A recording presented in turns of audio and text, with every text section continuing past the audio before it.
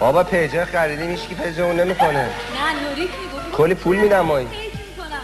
گفت آقا روزی 5 دلار.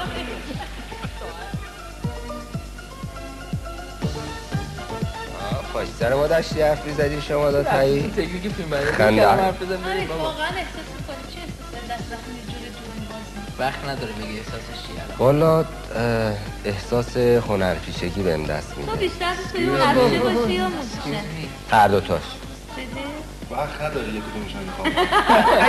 اگه پرکاشن در کنار من وای میسی میزنی؟ من شما که اینقدر خواهش کنم دونه دونه سوال کنم وقت ندارم من همتون در آن واحد جواب بدم. یکی یک. چه احساسی داری در کنار من وای میسی میزنی؟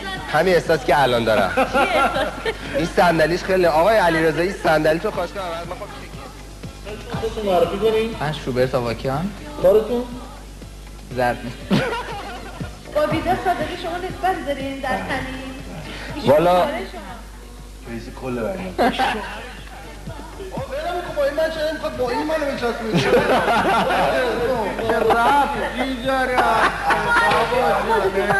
حالا چه داد میزنی الان؟ از شوبت چه داد میزنی؟ چه از اونجا بریم. نوریک بگو.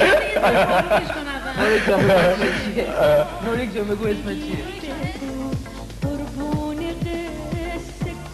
من شوبرت فامیلی آواکیان سعی میکنم کیبورد بزنم. بنده مشیت صادقی هستم. شما با اون ویدا صادقی نسبت دارین؟ ویدا صادقی در برایشون رئیس کل تلویزیون برنامه تنین؟ هستم.